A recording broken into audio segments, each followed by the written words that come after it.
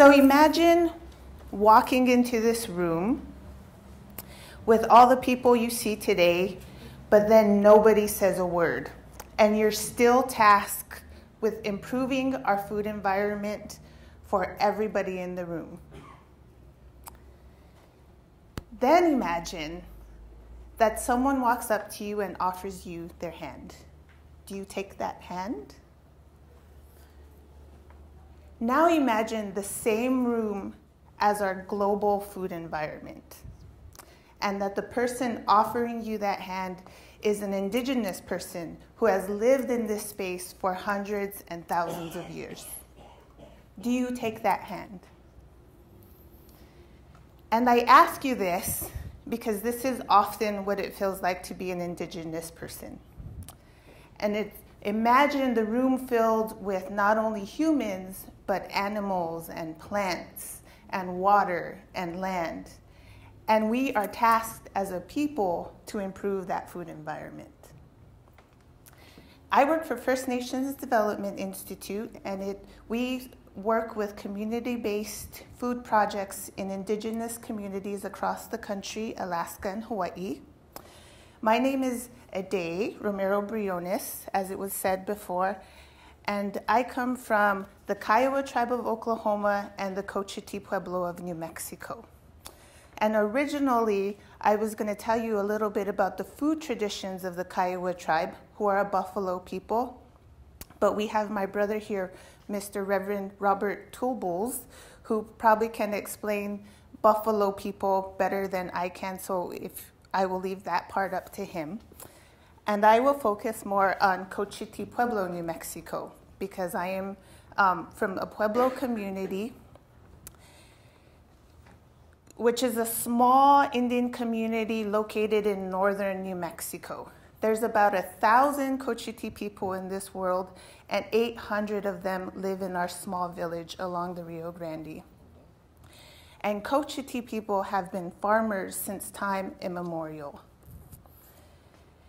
In 1979, in my village, and forgive me from those who were sitting at my table yesterday because I told this story, but in 1979, despite the protests from my community, the Army Corps of Engineers built a dam that flooded 50% of our agricultural homelands.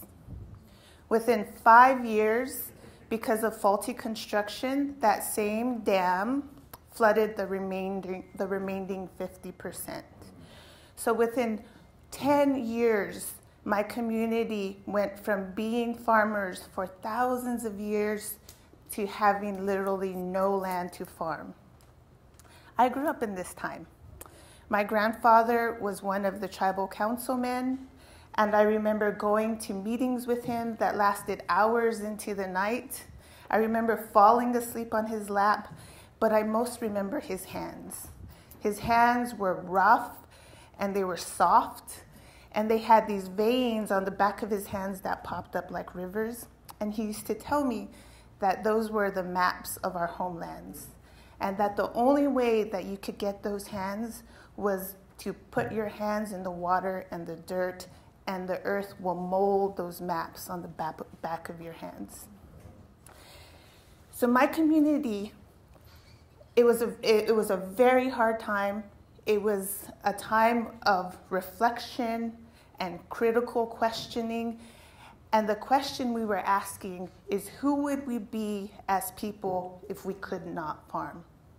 Similar to the questions that we see the global food community asking today. And the answers from my community were that we could not exist without access to our homelands and the foods that made us Cochiti people. So despite the threats and the intimidation, my community took the United States to court, took on the largest military branch to court. We won. Eventually, the US government decided to offer my community compensation for the agricultural lands lost But my community said, no, we don't want money. We want the restorations of our agricultural homelands. In 2001, that community, my community, finally had a place where we could farm again.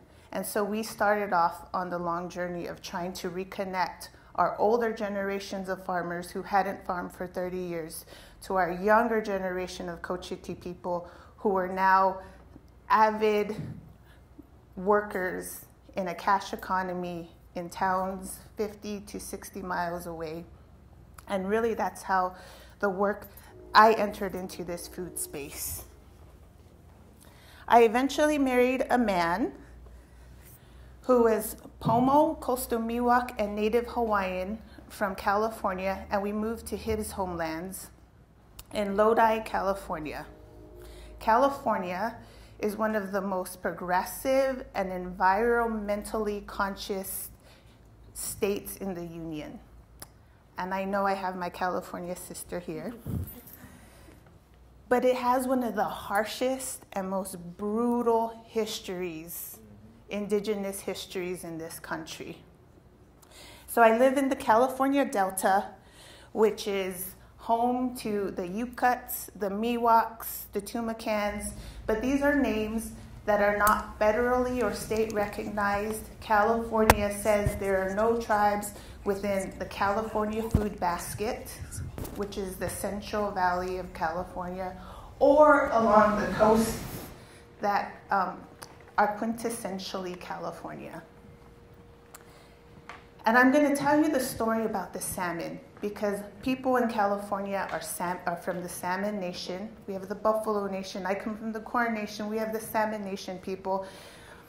And the story of the salmon is a pretty important one because we learn from the salmon. And I'm telling you this story because my husband and I just took our children out to go fishing on the river of the Sacramento, and we told our children the story of the salmon. And the salmon is the chief of the fish. They marry both the ocean and the land, and they basically gather at the mouth of the bay. And back in the day, they say they used to gather in the millions, that they would gather, there would be so many salmon that you could hear the songs ring and echo throughout the bay. It was like a rattling sound, and they called it the song of the salmon. And the salmon gather, and they go up the current, and they push past the sea lions, and they push past the osprey, and they push past the eagles, they push past the fishermen until they make it to the rivers, to the waterfalls. And those waterfalls, they jump and they fall. They jump and they fall, and they jump and they fall, until finally they make it over the waterfalls.